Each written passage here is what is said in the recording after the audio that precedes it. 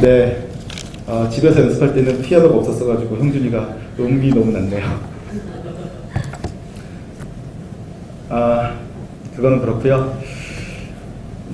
말씀 전에 우리 반갑게 인사할 사람 두 사람 소개하고 가죠. 군대에 있다가 오늘 휴가 나왔습니다. 박지원 형제, 저 뒤에 있어요. 이거 손이라도 흔들어주고 그러시죠. 네, 그랬습니다. 그리고 이민현 형제, 민현이 손 한번 흔들어주세요. 네, 네, 그렇습니다. 네, 휴가 환영하고요. 계시는 동안 잘 놀다 가시길 바라겠어요. 그리고 이하연 형제가 이번 주 금요일 날 스페인으로 떠나네요. 스페인에 가서 6개월 정도 그 교환학생으로 있다가 돌아오게 되었습니다. 잘 갔다 오라고 박수로 한번 환영해 줄게요. 네, 거기 있습니다.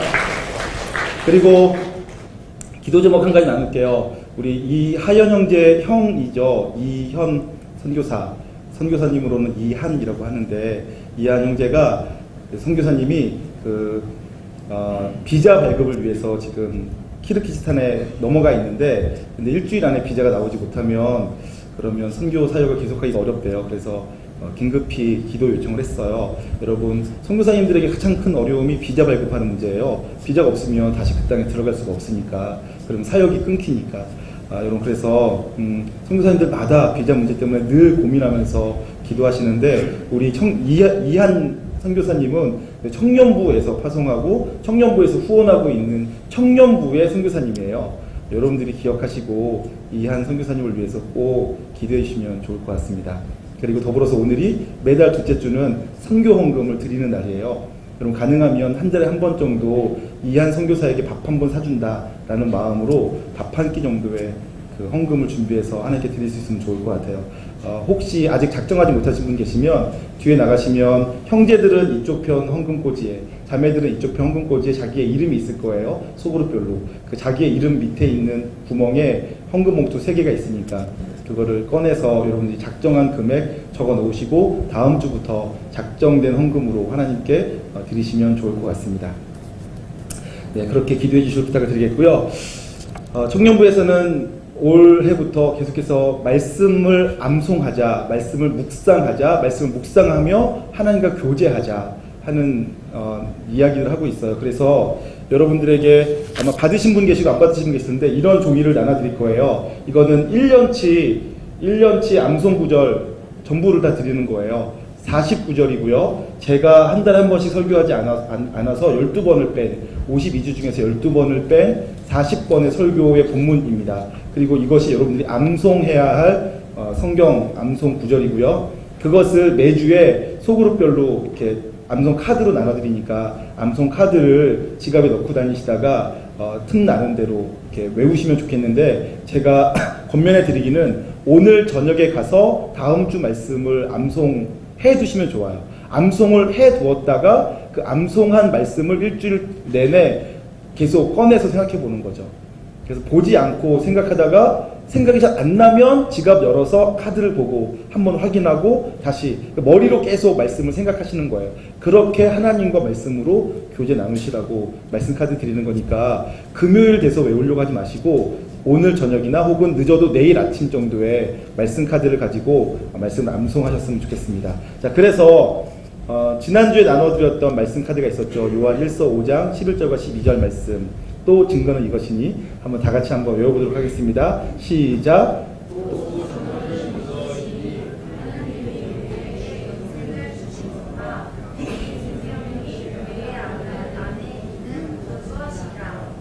아들이 있는 자에게는 생명이 있고 하나님의 아들이 없는 자에게는 생명이 없느니라. 요한 1서 5장 11절에서 12절 말씀이죠. 네, 그래도 몇몇 분들이 이렇게 헌신해 주셔서 너무 감사해요. 가능하면 여러분들 다 외우셨으면 참 좋겠습니다. 우리 요한 1서 5장 11절 말씀 한번 찾아서 다시 한번 보도록 하죠. 요한 1서 5장 11절과 12절입니다. 신약 성경 389페이지 전후에 요한 1서 5장 11절부터 12절까지 393페이지 전후에 있네요. 신약 성경 393페이지 전후에 요한 1서 5장 11절과 12절 말씀. 찾으셨으면 한 목소리로 합독하도록 하겠습니다. 또 증거는 이것이니 하나님이 우리에게 영생을 주신 것과 이 생명이 그의 아들 안에 있는 그것이니라. 아들이 있는 자에게는 생명이 있고 하나님의 아들이 없는 자에게는 생명이 없느니라. 아멘. 네, 이 말씀을 중심으로 오늘은 구원의 확신이라는 제목으로 함께 말씀의 은혜를 나누고자 합니다. 구원의 확신이라는 주제로 말씀의 은혜를 나눌 건데요. 먼저는 확신이라는 것부터 우리가 한번 찾아가 봐야 될 것 같아요. 여러분, 확신이란 무엇일까요? 확신이란 확실하게 믿는다는 얘기죠. 믿는데 어설프게 믿는 것이 아니라 분명하게 믿는다 할 때 확신이란 말을 씁니다. 여러분, 근데 확신이 왜 필요할까요? 왜 우리는 확신이 필요할까? 왜 우리는 구원의 확신이 필요할까요? 여러분, 만약에 확신이 없으면 어떻게 되죠? 확신이란 말은 어떤 말이냐면 내가 믿을만 할 때는 믿고 믿을만 하지 않을 때는 안 믿는다, 이런 뜻이 아니라 믿을만 할 때 믿을 뿐 아니라 내가 생각할 때 잘 이해가 안 가고 납득이 안 되고 믿어지지 않을 만 할 때도 믿기로 했으니까 흔들리지 않겠다, 이런 의미가 있다는 말이에요. 여러분, 왜 확신이 필요할까요? 여러분, 사람은 너무나 약해요. 사람은 누구나 약해요. 그래서 그 의지, 그 결단이라는 것이 오래가지 못해요. 사람이 의지를 세워서 어떤 걸 결단하고 하기로 했는데 사람은 그렇게 하기로 하고 뭘 하면 피곤을 느껴요. 그래서 지쳐요. 그래서 나중에 시간이 지나가면 흐지부지 되거나 사라지게 되어 있죠. 여러분, 사람이 가지고 있는 의지나 결단은 사실은 굉장히 불완전합니다. 여러분 보세요. 베드로가 예수님께서 풍랑 있는 바다를 걸어오시는 걸 보고 주님이시니까 정말 주님이시라면 저를 명하사 물 위를 걷게 해주십시오 라고 했더니 예수님께서 허락해 주시고 오라 했어요. 그래서 베드로가 배를 박차고 물 위로 뛰어들었어요. 물 위를 걸었단 말이에요. 놀라운 일이죠. 사람으로서 물 위를 걷는 사람은 베드로밖에 없을 거예요. 그런데 그 베드로가 어떻게 됐죠? 파도가 오니까 파도를 보고 겁을 먹었어요. 그래서는 물에 빠지게 되죠. 베드로만 그런 것이 아니라 우리들 대부분이 그래요. 우리들 대부분이 믿음이 있노라 하고 신앙이 있노라 하고 하나님 사랑한다 하지만 사실은 믿을만 하고 사랑할만 하고 그리고 환경이 좀 되니까 하고 있는 거지, 우리 지금 당장이라도 사실 북한 지하교회 같은 상황에 처하면 우리의 믿음이 얼마나 많이 흔들릴지 장담할 수가 없어요. 한국교회 초창기에 신앙의 부흥이 일어났어요. 평양 대부흥 운동이 일어났어요. 그래서 평양을 동방의 예루살렘이라고 부를 만큼, 평양 시내에는 이제는 더 이상 주일날 장사하는 집이 없었대요. 그리고 평양에 있는 중고등학교는 수업하기 전에 찬송가를 부르고 수업을 하는 학교들이 생겨나기 시작했대요. 그냥 우리나라에서 누가 정부에서 시킨 것이 아니라 자발적으로. 그 정도로 평양의 부흥운동이 크게 일어났어요. 그래서 그 평양 대부흥 운동으로 말미암아 우리나라 전 곳에 장로교회가 확산되어진 거죠. 우리 교회도 그러한 영향 가운데 있어요. 그랬던 교회였는데 일제시대에 신사참배를 하라고 하니까, 신사를 참배하라고 하니까 어떻게 될게요? 신사에게 참배하는 것은 예의이지 우상숭배가 아니다 라고 결의했어요. 그래서 예배 전에 묵상해요. 신사에게, 하나님께가 아니라 신사에게, 일본 천황 신에게. 우리나라에 실제 있었던 일이에요. 그러니까 제가 하려는 말은 사람이 그만큼 약하다는 거예요. 그 뜨거웠던 신앙이요, 목숨을 담보로 하면 흔들리기가 너무 쉬워요.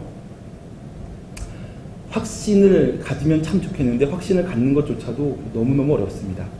그러나 그럼에도 불구하고 우리의 믿음이 확신을 갖게 되어지면 그나마 조금씩이라도 우리의 삶이 더 온전해질 수 있어요. 그래서 구원에 대하여서 확신을 좀 가져보자 하는 얘기를 오늘 하고 싶은 것입니다. 여러분, 그런데 구원의 확신을 얘기하기 전에 얘기하면서 우리는 한 가지 다른 얘기를 해야 돼요. 하나님께서 우리에게 요구하시는 것이 있어요. 하나님이 우리에게 요구하시는 것이 있다라는 말은 여러분들이 이상하게 생각하셔야 돼요. 왜냐하면 우리 하나님은 부유하여서 부족한 것이 없는 하나님이세요. 그런데 부유하여 부족한 것이 없는 하나님께서 우리에게 뭔가를 요구하신대요. 왜 그럴까요? 뭘 요구하시는 걸까요? 또 우리 하나님은 자존하신 하나님이세요. 그래서 사람은 누구나 사랑받고 싶어하고 인정받고 싶어하고 대접받고 싶어하고 높아지려고 하고 다른 사람이 칭찬해주면 우쭐하고 다른 사람이 비난하면 위축돼요. 사람은 그렇단 말이에요. 그런데 하나님은 그런 분이 아니세요. 하나님은 자존자 스스로 계신 분이세요. 사람이 하나님을 더 사랑해주면 하나님께서 더 기뻐하시고 사람이 하나님을 미워하면 하나님께서 막 힘이 약해지고 그런 분이 아니세요. 그럼에도 불구하고 하나님께서 우리에게 자존자이신 하나님께서 우리에게 무엇인가를 요구하신대요. 왜 요구하실까요? 하나님께서 우리에게 뭔가 요구하실 때는요, 그것은 하나님 자신을 위한 요구가 아니라 하나님이 사랑하시는 우리를 위한 요구라는 것을 저와 여러분이 기억하셨으면 좋겠어요. 저희 집 막내 좀 아까 찬양했던 음정 떨어진 그 음으로 찬양했던 우리 형준이는 불량식품을 너무 좋아해요. 좀 전에도 마이꿈인가 뭐 그거 이렇게 말랑말랑한 젤리 곰 젤리를 막 먹고 있어요. 근데 심지어는 저에게 자꾸 먹이려고 그러는 거예요. 그래서 제가 야, 좀 이따 찬양할 거고 아빠 설교할 건데 그거 먹으면 침 고여서 설교하다 침 튀기니까 못 먹어 그랬더니 형준이가 자기 상관없 그러면서 제 입에 계속 넣어주려고 했었어요. 뿐만 아니라 제가 형준이한테도 너도 이제 그만 먹어라. 너도 이제 좀 이따 찬양할 건데 입에 침 고여서 찬양 부르기 힘들다 그랬더니 괜찮대요. 계속 먹겠대요. 그것뿐만 아니라 밥 먹기 전에 사탕 먹는 거 너무 좋아하고요. 밥 먹기 전에 아이스크림 먹는 거 너무 좋아해요. 그러면 저는 형준이에게 뭐라고 말합니까? 야, 아이스크림 먹는 것까지 말리진 않겠으나 밥 먹기 전에 아이스크림 먹으면 밥맛이 없어지니까 밥 먹은 다음에 후식으로 먹어라 라고 제가 얘기한단 말이에요. 제가 형준이에게 그렇게 요구해요. 그것은 저를 위한 요구일까요? 형준이를 위한 요구일까요? 형준이를 위한 요구라고요. 근데 형준이는 그걸 들을까요? 안 들을까요? 안 들으려고 해요. 자기를 위해서 내가 해주는 말인데 마치 내가 나를 위해서 하는 말인 것처럼 아빠 말 안 듣겠대요. 자기 하고 싶은 대로 하겠대요. 그래서 아이스크림을 기어이 먹어요. 그러면 밥맛이 있을까요? 없을까요? 없어요. 그래서 밥을 안 먹어요. 그래서 저게 키가 안 커요. 살도 삐쩍 말렸고. 하나님께서 우리에게 뭔가를 요구하신단 말이에요. 요구하실 때 하나님을 위해서 우리에게 요구하시는 게 아니고요. 하나님의 사랑하는 우리가 행복하게 평안하게 온전하게 잘 살고 더 강건해지기를 원하시기 때문에 우리에게 이렇게 해봐라 이렇게 하면 좋다 이렇게 살아라 라고 요구하시는 거라고요. 그런데 우리는 어떻게 생각할까요? 어떤 것은 내 마음에 맞아요. 그래서 내가 순종해요. 아 이렇게 살면 하나님의 뜻과 내 뜻이 맞으니까 너무 잘 살죠. 근데 어떤 것은 내 뜻과 맞지가 않아요. 내가 하고 싶은 것과 상관이 없어. 그럼 어떻게 하죠? 거절하죠. 때로는 내가 하고 싶은 게 있는데 하나님께서 하지 말라고 하세요. 하나님의 뜻은 하지 말라는 거야. 하나님께서 요구하시는 순종은 하지 말라고 하셔요. 나는 하고 싶은데. 그럴 때 힘들죠. 반대로 나는 하고 싶지 않은데 하나님은 내게 하라고 하실 때가 있어요. 순종하라고. 그럴 때 힘들죠. 그러나 어쨌든 하나님께서 내가 하고 싶지 않은데 하라고 할 때도 하나님을 위해서가 아니라 나를 위해서이고 내가 하기 싫은데 하라고 하시는 것도 혹은 하고 싶은데 하지 말라고 하시는 것도 다 나를 위해서 하나님께서 요구하시는 거다 라는 것을 먼저 믿으시길 바랍니다. 그러면서 하나님께서 우리에게 요구하시는 것이 있는데 그것은 순종이에요. 하나님은 우리에게 순종하기를 원하십니다. 여러분 순종이라는 말을 쉽게 말하면 하나님의 말씀과 뜻을 따라 사는 거예요. 하나님의 말씀과 뜻을 따라 사는 거죠. 그런데 심지어는 하나님께서 우리에게 순종해라 라고 말씀하실 때에는 네가 이해할 수 없을 때에도 따라와라 하는 얘기예요. 여러분 인생이 그렇잖아요. 내가 이해할 수 있는 것들만 벌어지면 얼마나 좋겠어요. 내가 원하는 대로만 삶이 풀려가면 얼마나 좋겠어요. 그러면 순종하기도 참 좋겠죠. 그런데 때로는 우리의 고집, 우리의 욕망, 우리의 죄성은 나를 스스로 망치는 곳으로 끌고 가요. 내가 선택한 판단, 내가 결정한 그 판단과 결정, 선택이 나를 파멸로 이끌어 간다고요. 내가 원하는 대로 살면 형통케 되어지고 내 인생이 잘 되면 좋겠는데 내가 원하는 대로 사는데 그것이 나를 망치는 경우가 있다고요. 그래서 하나님께서는 내가 원하는 대로 살고 있는데 그것이 나를 망쳐간다면 나로 하여금 다시 내가 원하는 대로가 아니라 하나님의 뜻대로 살아가며 내 인생을 더 잘 살도록 만들어 가시려고 해요. 그럴 때 하나님께서 우리에게 내가 이해할 수 없는 방법을 사용하시죠. 정신 차리도록 병을 주실 때도 있고, 혹은 시험에 떨어지게 하실 때도 있고, 혹은 뭐 사랑하는 사람과 헤어지게 하실 때도 있고, 내가 원치 않는 어떤 일을 만나게 되면서 다시 이해할 수 없는 가운데 하나님께 찾아가게 되어지죠. 그리고 하나님의 뜻이 무엇인지 묻게 되어져요. 그러면서 차근차근 다시 순종하는 삶을 살아가게 되는 거예요. 하나님께서는 우리에게 순종을 요구하세요. 왜냐하면 하나님은 완전하셔서 실수하지 않으시고, 하나님은 영원하시고, 하나님은 창조주이시고 선미자이시기 때문에 우리의 길을 아시는데, 우리는 미련하고 우리는 제한적이어서 우리의 앞날을 알지 못하고 내가 하고 있는 선택과 결정이 정말로 올바른지 잘못된 것인지 알지 못한 채 스스로 옳다고 생각하지만 사실은 파멸의 길을 갈 때가 너무나 많단 말이에요. 그러니까 하나님께서는 우리에게 그 길로 가면 안 된다, 내가 너에게 제시하는 길로 와라 하고 요구하신다고요. 우리를 위해서.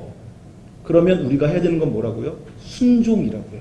그래서 순종하면 내가 원하는 대로, 내 욕구대로, 내 죄성이 이끄는 대로 살지 않고 하나님 말씀에 순종하며 살면 인생이 훨씬 더 잘 되어져 가요. 일시적으로는 내가 원하는 대로 되지 않아서 힘들게 느껴질 수 있지만 사실은 더 잘 되어져 간다고요. 순종하였기 때문에요. 그런데 문제는 뭐냐면 순종이 어렵다라는 데 있죠. 순종하는 것이 어려워요. 하나님 한 분만을 신뢰하여서 내가 원치 않는데도 그것을 해야 되는 줄 알고 하려는 것이 어렵게 느껴져요. 안 된다는 거죠. 어떻게 하면 우리가 완전하신 하나님, 창조주 하나님, 지혜자 하나님의 뜻을 따라 순종하는 삶을 살 수 있게 될까요? 그 비결이 바로 믿음 안에 있습니다. 여러분, 믿음은 사실 우리에게 세계관을 요구합니다. 세계관이 없으면 믿을 수가 없어요. 그러니까 믿음은 단지 의지적인 결단만이 아니에요. 우리에게는 어떠한 믿음이 있어야 되냐면 하나님이 창조주시라는 믿음이 있어야 돼요. 그 안경이 있어야지, 그것을 내가 인식할 줄 알아야지 하나님을 믿게 되는 거예요. 하나님은 창조주세요. 그리고 하나님은 절대자세요. 하나님은 초월자세요. 우리와는 완전히 다른 분이란 얘기예요. 그리고 그 하나님께서 우리를 사랑하세요. 그리고 내주하시죠. 내주. 우리 가운데 함께 하신다고, 내 속에 계신다고요. 절대자 하나님께서 나를 사랑하신대요. 그리고 내 안에 계신대요. 그리고 그분은 나를 자녀라 부르시며 하나님께서 내 아버지가 되신대요. 그리고 내 삶을 인도하시고 내 주변에 있는 모든 삶들을 종합적으로 하나님께서 다스려 섭리하신대요. 이것을 믿으셔야 되는데, 이것은 그냥 내가 믿겠다 한다고 되는 것이 아니라 내 삶의 모든 정황을 통하여서 그것이 자기 스스로 설득돼야 돼요. 세계관이 필요하다고요. 이 땅에 창조주가 계시다. 그분이 하나님이시다. 그 하나님은 절대자이시고 초월자이신데, 그 하나님께서, 영원하신 하나님께서 나를 사랑하시고 내 안에 계시고 나의 아버지가 되어주시고 내 삶을 인도하시고 내 삶에 섭리하신다. 이것을 내가 알고 있으면 그 하나님의 말씀을 믿을 수 있게 되는 거죠. 그런데 이것을 모르면 하나님 말씀에 순종하려고 해도 순종이 안 돼요. 마치 이런 거죠. 지나가던 사람이 저 핸드폰 가게에서 핸드폰을 공짜로 준다라고 말하면 믿을 수 있겠어요? 못 믿는단 말이에요. 그 사람과 관계가 없기 때문에, 그 사람이 누군지 모르기 때문에. 내가 하나님에 대한 이 세상이 어떻게 구성되어 있는지에 대한 세계관이 없으며 하나님에 대한 올바른 이해가 없으면 하나님을 믿을 수가 없어요. 하나님을 믿을 수 없으면 하나님 말씀에 순종할 수가 없게 되어지는 거죠. 그래서 믿음이 중요합니다. 하나님께 대한 믿음이 중요하다는 얘기죠. 그리고 하나님께 대한 믿음이 생겨지게 되어지면 그때부터 모든 계명에 대해서 순종할 수 있게 되는 거예요. 모든 계명에 대해서 내가 이해할 수 있던 이해할 수 없던, 내가 좋아하던 좋아하지 않던. 왜냐하면 내게 그것을 명령하신 분이 창조주이시고 절대자이시고 초월자이시며 나를 사랑하시고 내 안에 함께 하시고 내 아버지 되시고 내 삶을 인도하시며 내 삶 가운데 섭리하시는 하나님이라는 믿음이 있기 때문에, 그리고 그 하나님이 선하시다는 걸 믿기 때문에 하나님께서 내게 무엇인가 요청하셨으면 그 요청에 내가 순종하는 것은 절대 손해나는 일이 아니다. 절대 하나님 나를 해치지 않으신다. 그것을 믿을 수 있고 믿기 때문에 그 일을 따라서 살 수 있게 되어지는 겁니다. 그래서는 우리가 하나님께 대한 확신, 믿음을 가지고 순종하기 시작할 때 결국은 나를 향한 하나님의 계획이 성취되는 거예요. 나를 향한 하나님의 계획이 뭐죠? 우리를 창세전에 택하시고 예정하시면서 무엇을 작정하셨죠? 예수 그리스도의 장성한 분량에 이르게 하시려고 우리를 작정하신 거예요. 우리가 예수 그리스도를 알고 예수님처럼 되는 것, 우리의 신분도 우리의 수준도 예수님처럼 만들려는 것이 하나님의 계획인데, 그 하나님의 계획이 성취되어지는 거죠. 우리가 믿음을 가지고 하나님의 말씀에 순종하기 시작할 때 우리를 향한 하나님의 계획이 성취되어진단 말이에요. 근데 그러려면 우리에게 뭐가 필요하다고요?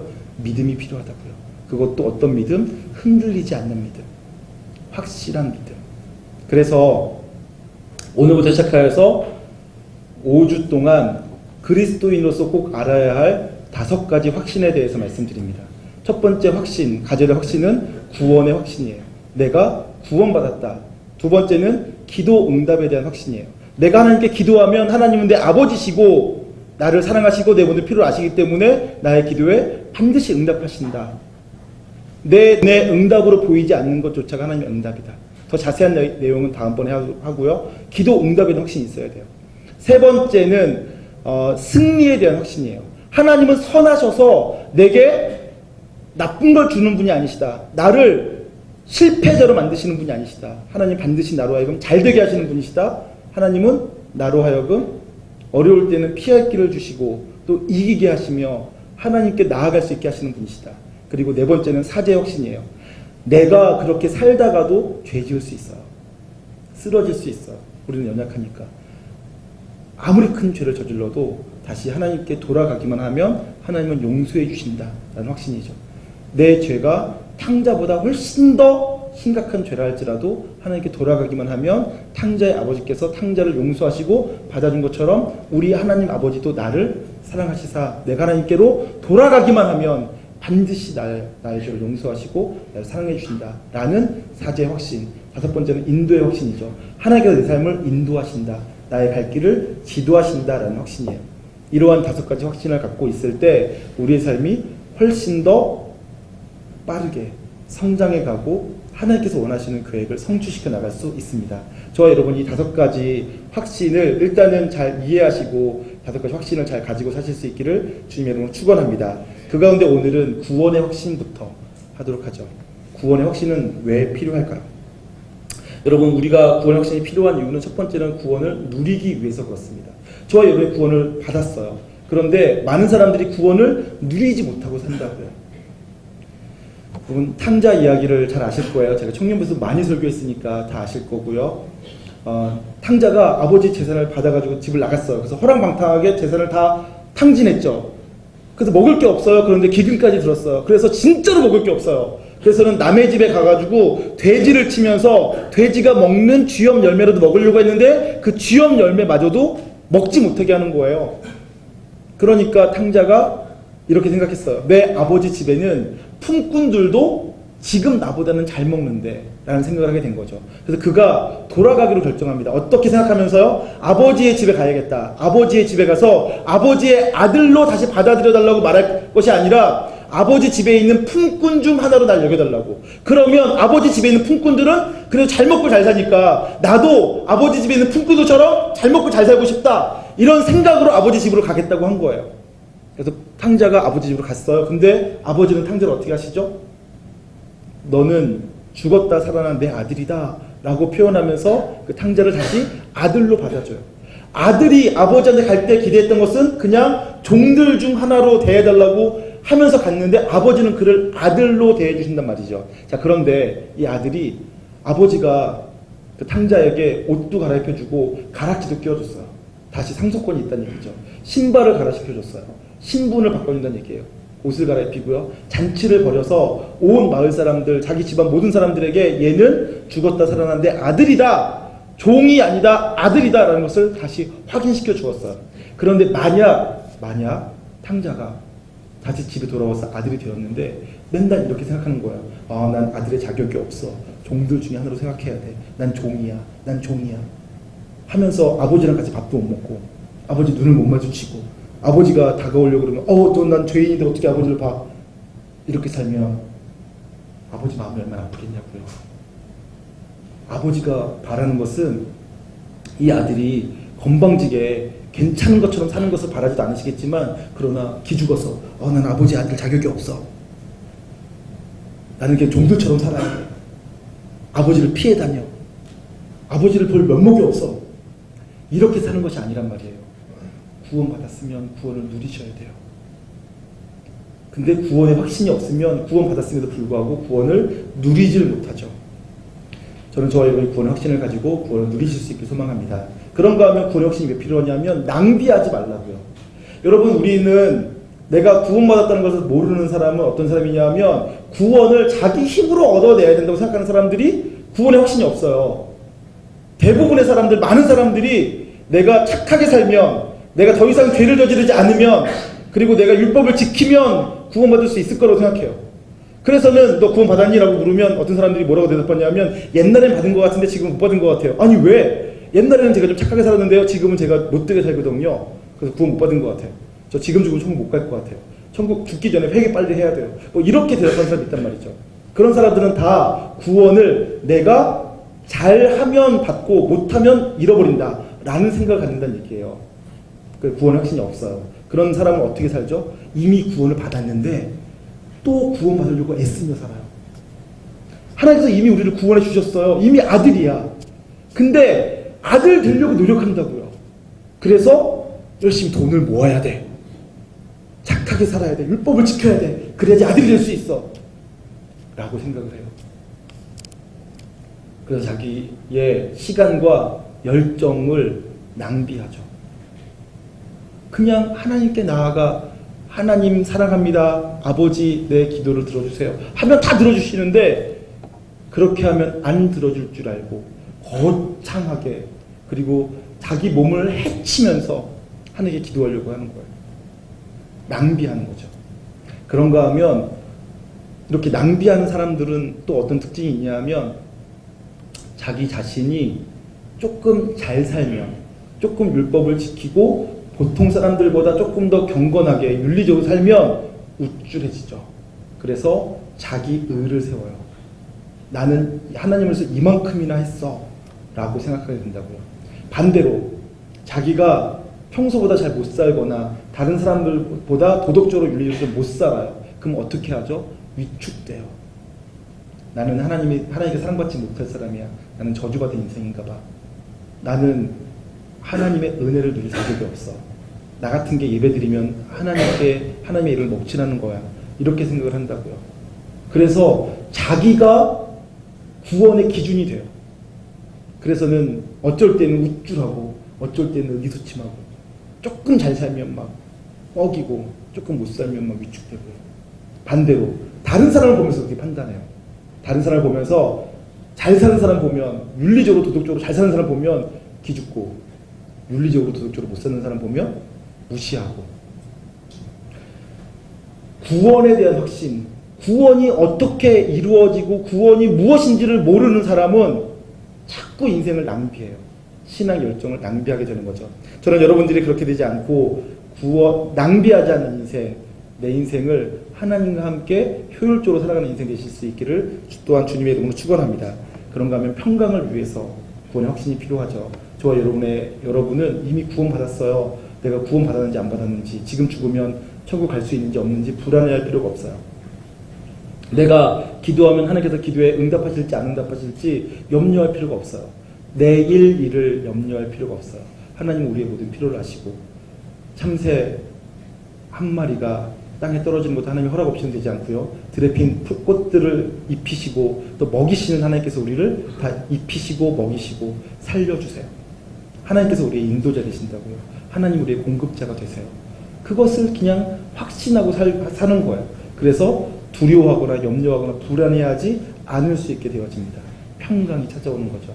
그래서 우리가 구원의 확신을 가지고 살면 구원을 누릴 수 있고요. 내 인생을 낭비하지 않을 수 있어요. 허튼데 힘쓸 필요가 없다는 얘기죠. 그런가 하면 평강을 누릴 수 있습니다. 그래서 구원의 확신은 중요합니다. 여러분, 그런데 내가 지금 구원 받았는지 안 받았는지 어떻게 알 수 있을까요? 내가 구원 받았는지 안 받았는지 알 수 있는 방법, 그걸 나누도록 할 텐데요. 첫 번째로는 구원은 하나님의 선물이라고 되어 있어요. 이것은 성경 한번 찾아보도록 할까요? 에베소서 2장 8절 한번 보도록 합시다. 앞으로 한번 넘기셔서 에베소서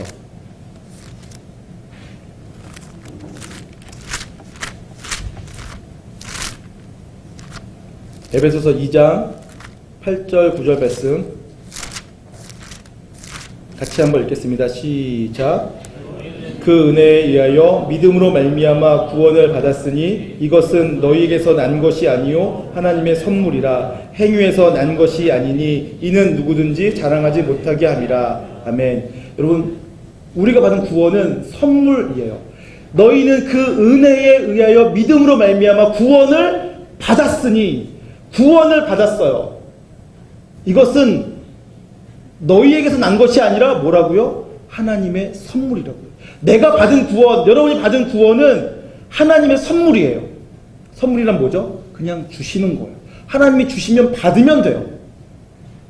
더군다나 그 뒤에는 뭐라고 되어 있냐면 행위에서 난 것이 아니니 라고 되어 있죠.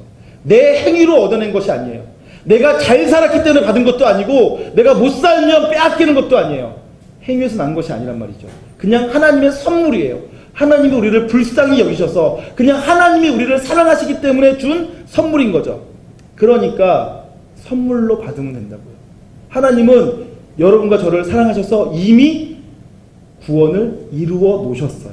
2000년 전에 예수 그리스도로 말미암아 우리의 모든 죄를 대속하시고 우리에게 영생을 선물로 주신 거죠. 그것을 여러분들이 그냥 믿으면 돼요. 받기만 하면 된다고요. 그럼 구원이 이루어진 거예요. 그냥 그것을 믿으시면 돼요. 사람들이 못 믿는 이유는 너무 쉬워서 못 믿어요. 그냥 받으면 된다 그러니까. 세상의 법칙은 기브 앤 테이크잖아요. 공짜로 준다 그러면 아무도 안 믿어. 뒤에 뭔가 속임수가 있을 거 생각하고, 하나님도 속임수가 있을 거 생각하고서는 너희 이미 2000년 전에 구원이 이루어졌어. 이루어졌다는 사실을 믿기만 하면 돼 라고 하니까 도리어 못 믿어. 안타까워 죽겠어요. 여러분, 하나님께서 이미 여러분들을 위해서 여러분의 구원을 위한 모든 작업을 다 해놓으셨어요. 여러분들은 그 하나님의 구원을 받기만 하면 돼요. 그러면 이루어지는 거예요. 그래서 그게 복음이죠. 행위에서 난 것이 아니니 누구든 자랑치 못하게 함이라. 내 행위로 얻어지는 것이 아니에요. 그냥 하나님의 선물이에요. 여러분들은 그냥 하나님께서 여러분들을 구원하셨다라는 것을 믿으시기만 하면 구원이 이루어진다라고 믿으시길 부탁을 드리겠습니다. 또 한 가지는 하나님께서 우리에게 구원을 베푸시는데 안전하다라는 말씀 드릴 수 있어요. 여러분, 우리가 구원의 확신을 가질 수 있는 이유는 하나님께서 한 번 사람을 구원하시면 하나님은 사람이 아니시기 때문에 사람처럼 변덕을 부리지 않으세요. 줬다 빼앗지 않는단 말이죠. 하나님께서 우리를 구원하셨는데 그 구원을 나중에 빼앗거나 혹은 변심하거나 하지 않으세요. 하나님은 우리에게 주신 그 구원을 영원토록 보장해 주세요. 변심하지 않으신다는 얘기죠. 그리고 하나님은 우리에게 주신 구원을 잃어버리거나 빼앗기지 않으세요. 사탄이 와서 하나님 손에 있는 우리의 생명을 빼앗아갈 수가 없다고요. 하나님은 전능하시니까. 세상 그 무엇보다도 강하시기 때문에 사탄이 와서 하나님 안에 있는 우리의 생명을 빼앗아갈 수가 없어요. 하나님이 지키시면 아무도 빼앗아갈 수가 없다는 얘기죠. 그래서 우리의 구원은 안전해요. 한 번 구원받았는데 그 구원이 있다가 사라지고 또 누군가에게 빼앗기고 혹은 없어지는 것이 아니고 소멸되는 것이 아니라고요. 여러분의 상태와 상관없이 또 세상이 어떻게 바뀌어도 상관없이 하나님께서 여러분을 구원하셨다는 그 사실은 변하지 않아요.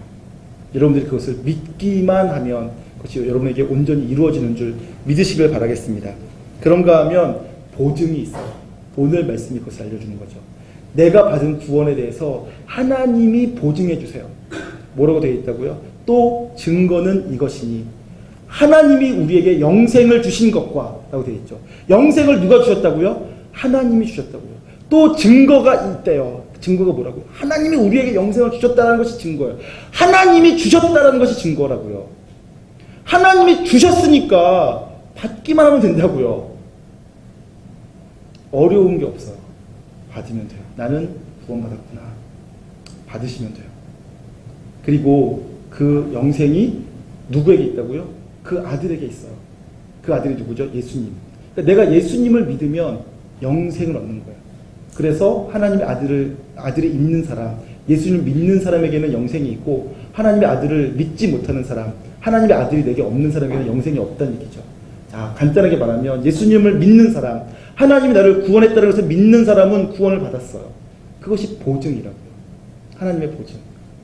하나님께서 우리에게 그렇게 해주신 거예요. 그래서 저와 여러분이 구원은 하나님께서 내게 선물로 주신 것이구나. 그래서 내가 그 선물을 받기만 하면 이루어지는 거구나. 그러면 하나님께서 내게 주신 그 영생은 절대로 빼앗겨지는 것이 아니구나. 사라지는 것이 아니구나. 없어지는 것이 아니구나. 그것을 믿기만 하신다면 그러면 우리 안에 어떤 일이 벌어진다고요? 구원을 차근차근 누릴 수 있게 되어져요. 그리고 그 구원 때문에 시간과 에너지를 낭비하지 않게 되어지고요. 그리고 우리가 그 구원을 통하여서 평강을 누릴 수 있게 되었습니다. 저희 여러분이 그러한 기쁨, 구원으로 말미암는 복된 삶을 사실 수 있기를 주님으로 축원합니다. 자, 다시 한번 정리하자면 저기 화면에 쓰여 있는데 구원 확신을 가지고 있을 때 저와 여러분은 구원을 누릴 수 있고 자신의 시간과 또 열정과 인격을 낭비하지 않을 수 있고요. 또 흔들림 없는 평강을 누릴 수 있게 되어져요. 그래서 여러분에게 구원의 확신이 필요합니다. 저 여러분이 구원의 확신을 가지고 사실 수 있기를 주님 이름으로 축원합니다. 네, 한 가지만 더 나눌게요. 여러분 만약에 내가 구원의 확신을 갖고 있지 못하다면 우리가 어떻게 살게 된다고요? 구원 받으려고 몸부림치며 살게 된다고요. 내가 구원받았던 확신이 없으면 어떻게 된다고요? 구원받지 못했다는 생각 때문에 내 인생에 조금만 안 좋은 일이 벌어지면 좌절하고 절망하고 저주받았나? 난 하나님께 사랑받지 못하나? 이런 생각을 하게 된다고요. 그런데 구원의 확신을 갖고 있는 사람은 어떻게 될까요? 하나님이 나를 구원하셨어. 나는 이제 하나님의 자녀야. 하나님이 내 아빠야. 하나님이 내 공급자셔. 라면서 믿는 사람은 어떻게 될까요? 내 인생에 어려운 일이 닥쳤을 때 이것 역시 아빠 대신 하나님이 나를 강하게 하시려는 훈련이셔. 라고 생각하고 고통 속에서도 감사하고 기뻐할 수 있게 된다고요. 내가 쓰러졌어요. 내가 실수했어요. 내가 범죄했어요. 구원의 확신이 없으면 그러면 나는 이제 하나님께 사랑받지 못할 거야 라고 생각하지만 구원의 확신이 있는 사람은 어떻게 될까요? 그 모습 그대로 하나님께 나아갈 수 있게 되는 거예요. 나는 이렇게나 약하구나. 강한 줄 알았었는데 이렇게 약하네. 이 모습을 그래도 사랑하시는 하나님의 사랑은 정말 놀랍다. 이럼에도 불구하고 내가 사랑하시는 하나님의 사랑이 정말 크구나 라고 하나님을 찬양하게 돼요. 그래서 하나님께 나아가서 자기 죄를 고백하고 용서를 받고 하나님을 더 크게 찬양할 수 있게 되는 거죠. 구원의 확신이란 그래서 이렇게 너무 중요합니다. 인생의 문제를 해석할 수 있는 해석의 틀이 되기 때문에 중요하다는 거예요. 여러분과 제가 구원의 확신을 가지고 살길 바라고 그래서 내 인생에 주어진 모든 문제들을 잘 해석하며 해결해 나가실 수 있기를 다시 한번 주님의 이름으로 축복합니다.